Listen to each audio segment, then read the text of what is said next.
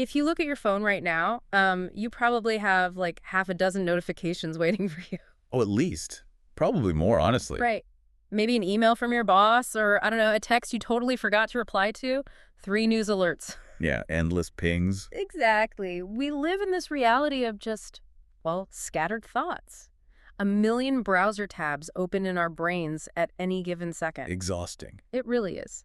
And we are so conditioned to demand instant answers, instant connection, just instant everything. Right, the internet speed of life. But what if the solution to our fractured attention is actually a 2,000-year-old practice that forces you to wait 9 full days for an answer? That is a massive paradigm shift for most people. It is. Huh. So today we are doing a deep dive into a comprehensive step-by-step guide to the Catholic novena. Which is, I mean, it really is the ultimate counterbalance to the modern attention span. We're going to look at the history, the lived psychological experience, and just the actual mechanics of how it works.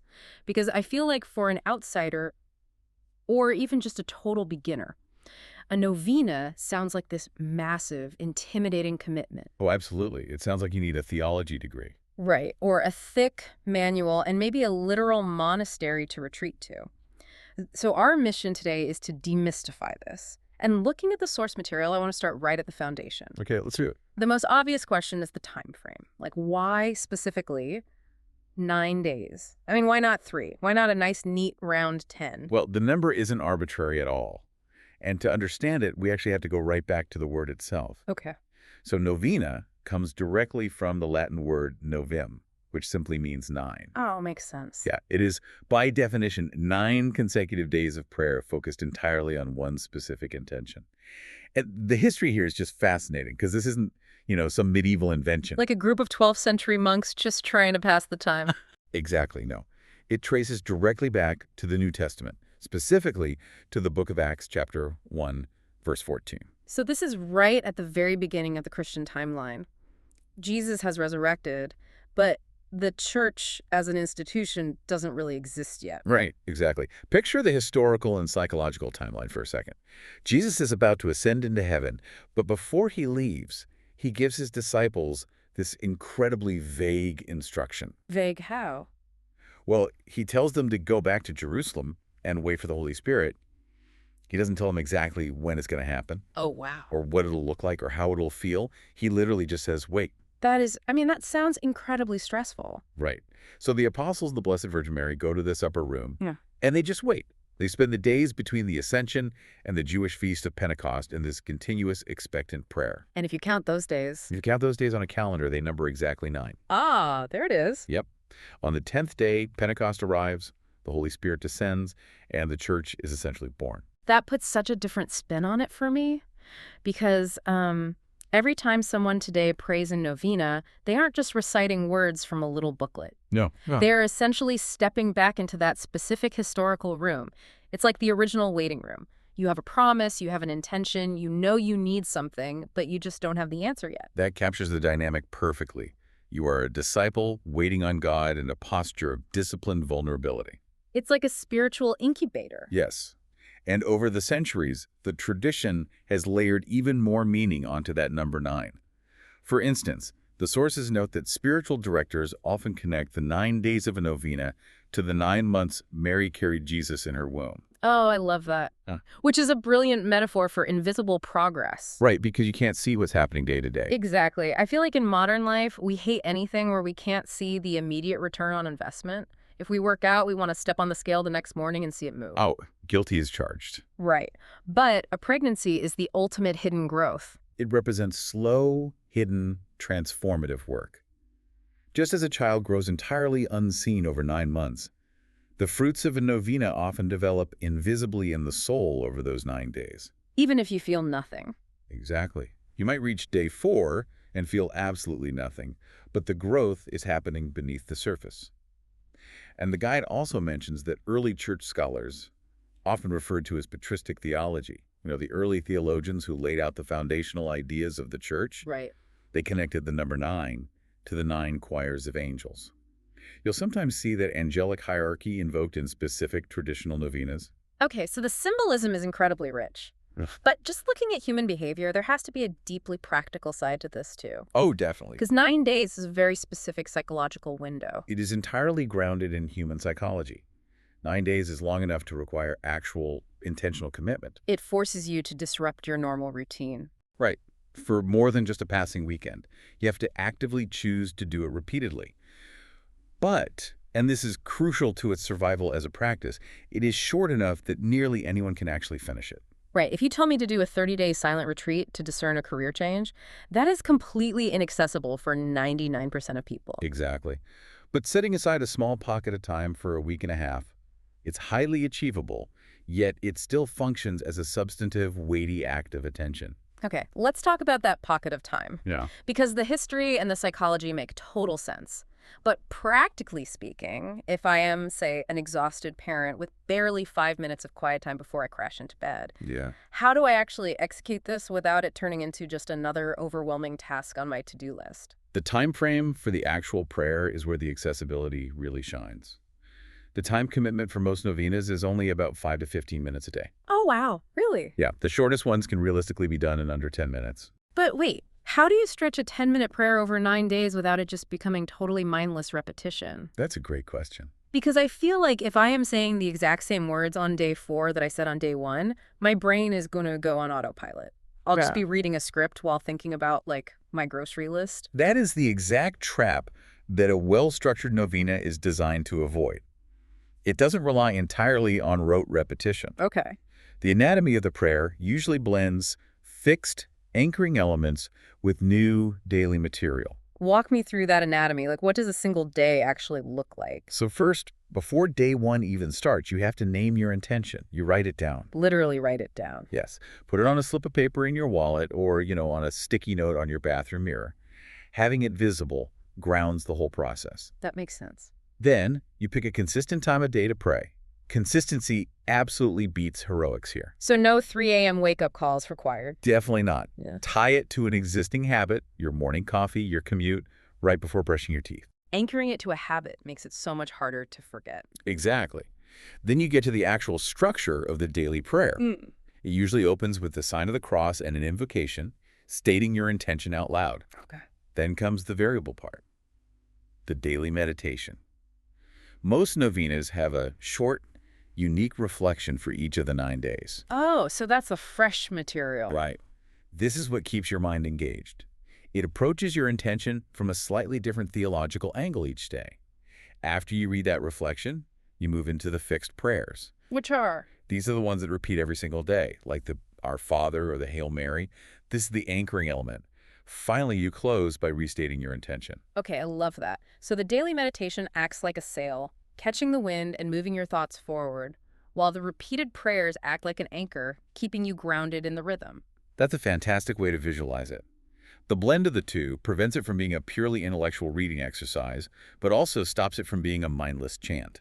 Okay, but we have to talk about the elephant in the room regarding daily habits. Uh-oh, the streak. Yes, because we live in this era of Duolingo streaks and Apple Watch rings. We really do.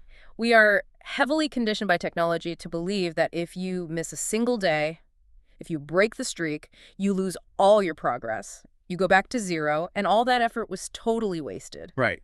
So what happens if I'm doing a novena and on day 5, life absolutely derails and I fall asleep without praying? Is the streak broken? Do I go back to zero? This is, without a doubt, the single most common anxiety spiritual directors hear from people attempting their first novena. I'm not surprised at all. And the answer from the guide is incredibly relieving.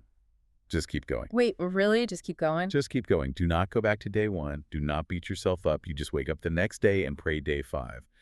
God is not running a stopwatch in heaven, ready to disqualify you on a technicality. Thank goodness, because I think modern app streak culture has genuinely warped our idea of spiritual formation. We treat prayer like a high score we're desperately trying to maintain rather than a relationship we're cultivating. And that's exactly why the guide emphasizes understanding the difference between a sacrament and a devotion. What's the difference? Well, a sacrament like baptism or communion is a foundational, required pillar of the faith with a very specific, strict form. But a novena is a devotion. Okay. Devotions are the personal scaffolding we build around our spiritual lives. They are optional tools meant to help you grow, which means they're allowed to be a little messy. The little messy is good. Yeah. The discipline of the 9 days is meant to form your soul, and that formation doesn't just evaporate because day 5 happened on a Tuesday morning instead of a Monday night. That takes so much pressure off. It does, and the guide points out that the real spiritual danger isn't missing a day. The danger is perfectionism. Oh, that's interesting. It's the person who refuses to pray day 6 because they felt day 5 was rushed, or their mind was wandering too much, or they did it late at night. The advice is universally show up anyway. Bring your distracted, messy self to the prayer. Exactly. Just show up. Is there a point where you should restart, though? Like, if I forget for an entire week? Yes, there's a practical limit. If you miss 2 or 3 days in a row and you completely lose the rhythm and the mindset of the prayer, the general recommendation is to just start the 9 days over. Because the streak is broken. No, not because the earlier prayers were invalid, but because the novena spread across an entire month is fundamentally a different psychological experience than a continuous 9-day block of focused attention. That makes total sense. Right. But a single missed day, pick up exactly where you left off. Okay, so once we have those mechanics down and we've removed this paralyzing modern fear of breaking the streak, what actually happens to a person during those 9 days? Psychologically. Yeah, what is the psychological arc of spending time in that waiting room? And frankly, what are people usually asking for when they step into it? Well, the guide notes that Catholics will pray a novena for almost anything under the sun. But the intentions generally cluster around deep, universal human needs. Like what? Healing is a major, physical illness, mental health struggles, spiritual dryness. Discernment is another massive category. We trying to make a big decision. Exactly. Yeah. People facing a career pivot, a big cross-country move, trying to figure out who to marry. Then you have reconciliation for broken family dynamics, prayers for financial provision, or praying for a peaceful death for a loved one in hospice. What really stood out to me in the sources was that sometimes people don't even have a tangible request. Yes. They just pray a novena as an act of presence when they are in a season where they are so overwhelmed, they don't even know what to ask for anymore. It's a profound act of surrender. But regardless of whether you are asking for a specific job offer or just general peace, the guide outlines a highly predictable emotional and psychological arc over the 9 days. This part is so fascinating to me. It really showcases how universal human nature is. So days 1 through 3 are almost always the honeymoon phase.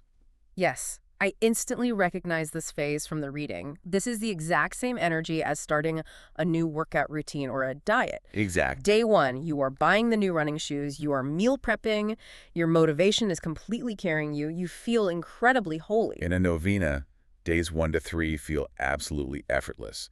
The specific prayers feel fresh, the daily meditations are genuinely interesting to read, and your initial motivation is high. Right. You feel very connected to the intention.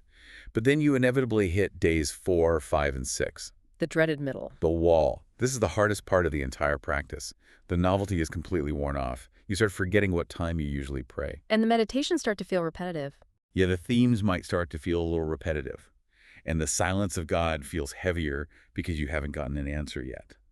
This slump is the exact window where the vast majority of people abandon their novenas. Going back to the workout analogy, the day 4 slump is where you realize this requires actual gritty discipline, not just that initial burst of excitement. Precisely. But the real muscle, spiritually speaking, is built by pushing through that exact resistance. That's where the transformation occurs. Because if you can push through the boredom and the resistance of day 5 and 6, days 7 through 9 bring a real surprise. What happens? The guide highlights that in this final stretch, the words naturally start to slow down. The frantic energy of day 1 is gone. Something internally settles. Wow. And this is the most fascinating part. By day 7 or 8, the intention itself often shifts. Let's linger on that for a second. How does the intention shift if you've been focused on the exact same thing for a week? Let's say on day 1, you started a novena, desperate for a very specific job promotion. You are anxious, you are stressed, and your prayer is essentially, please give me this exact title at this exact company. Right. Very specific. But by day 8 of continuously bringing that anxiety into a quiet space and surrendering it, the request refines itself. How so? You realize the job title isn't actually what you need. What you actually need is peace, about your ability to provide for your family or validation of your self-worth. Oh, that's deep. Yeah. The prayer shifts from give me the promotion to give me peace, regardless of what the hiring manager decides. That is incredible. The Holy Spirit isn't acting like a cosmic vending machine where you put in 9 days of coins and get a specific soda. No, not at all. The process of standing in front of the machine changes the person making the request. Exactly.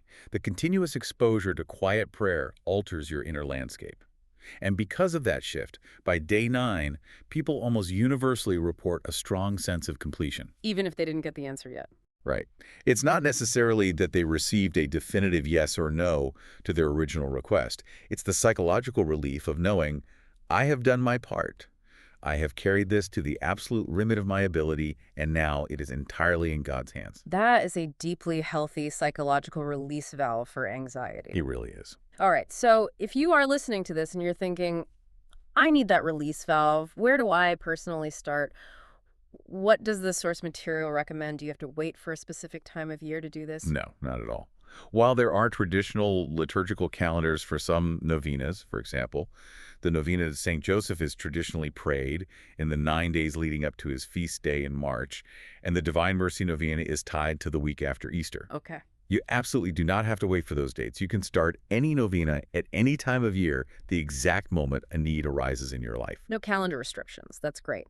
But, I mean, the sheer volume of options online is overwhelming. There are hundreds of these.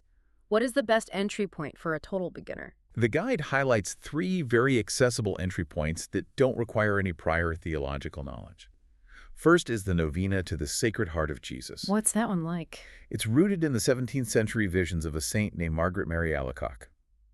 It focuses heavily on the immense, overflowing love of Christ. Nice. The pacing is very gentle, and the imagery is incredibly warm and welcoming, making it a very comforting place to start. Okay, Sacred Heart is a solid first option. Option 2 is the Surrender Novena. This was written relatively recently by an Italian priest named Father Don Dolindo Ruotolo, and it has become massively popular in the last few years. Why is it so popular? It is specifically designed for a soul that is just fundamentally exhausted by modern life. Each day is very short, and instead of a long, complex prayer, it ends with the exact same refrain repeated 10 times. Oh, Jesus, I surrender myself to you. You take care of it. You take care of it. Just hearing that phrase out loud is a relief. Modern life requires us to make 1,000 micro decisions a day. Decision fatigue is so real. To have a prayer that explicitly says, I am taking my hands off the wheel, you take care of it, is a profound intervention. It completely removes the burden of feeling like you have to think up the right words to convince God to help you. That sounds amazing. And the third one? The third recommendation is the Novena to the Holy Spirit. This is the original template. Ah, back to the upper room. Yes, if you want to step right back into that biblical upper room with the apostles and just ask for guidance and wisdom, this is the foundational one to choose. Okay, but I have a deeply practical formatting question here. Sure. I'm thinking of folks who might be listening to us on their commute right now. What if I am just too physically exhausted to read a pamphlet at the end of the day? Or what if I sit down with a printed novena and the second the room is quiet, my mind just immediately wanders to my inbox? This is a huge barrier for modern people, and it's exactly where audio companions have become an invaluable tool. The guide explicitly recommends using audio to anchor your attention if you struggle to focus on a physical page. Oh, interesting. Do they recommend a specific one? Yeah, they highlight a specific digital platform for this called Ave Audio. Wait, Ave like the Latin Ave Maria. Exactly, Ave Audio. It acts as a pace car for your attention. A pace car, I like that. Yeah, when you are listening to someone else lead the prayer with a calm, measured voice, you don't have to juggle a prayer book. You don't have to remember what day you're on or which meditation goes where. You can just let the audio carry your mind through the words. Which makes it possible to pray while doing the dishes or walking the dog or sitting in traffic. Exactly. It radically lowers the barrier to entry. It does. And the source notes that on Ave Audio, you can actually browse and listen to day 1 of the Sacred Heart Novena right now, just to see how that contemplative pace feels for you. Oh, that's great. Plus, new users get 60 free credits on the platform, which is exactly enough to listen to a full 9-day novena at absolutely no cost. They feature the Surrender Novena, the Holy Spirit Novena, and St. Joseph, all right there in their catalog. Having that audio guide honestly feels like a game changer for consistency. So as we pull all these threads together, what is the core realization we should walk away with? The ultimate takeaway from these sources is that a novena is not a magic spell. Right. It is not a cosmic formula where if you say the right syllables 9 times, you are guaranteed to get exactly the promotion or the outcome you demanded. No vending machines. Exactly. Its power lies entirely in the quiet, durable, highly intentional act of showing up.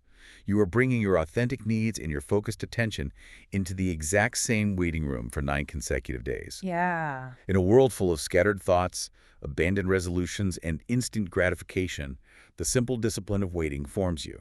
The days themselves do the work on your soul. To you, the listener, thank you for joining us on this deep dive. If the idea of stepping into that waiting room resonated with you, our challenge based directly on these sources is simple. Pick an intention today. Write it down. Pick a time of day. And just begin tomorrow morning. See what happens by day 9. Just start. But before we go, I want to leave you with one final thought to mull over on your own. We started this deep dive talking about our fractured attention, our notifications, and our desperate need for instant answers. Yeah, the chaos. We've seen how the simple act of returning to the exact same thought, the exact same waiting room for 9 consecutive days can refine our desires and fundamentally change our spiritual posture regardless of the outcome. So consider this. How might applying that exact same structured 9-day grace period completely alter the way we handle the biggest, most stressful decisions in our secular lives? Imagine putting a mandatory 9-day pause between the moment you panic and the moment you act. Until next time, keep diving deep.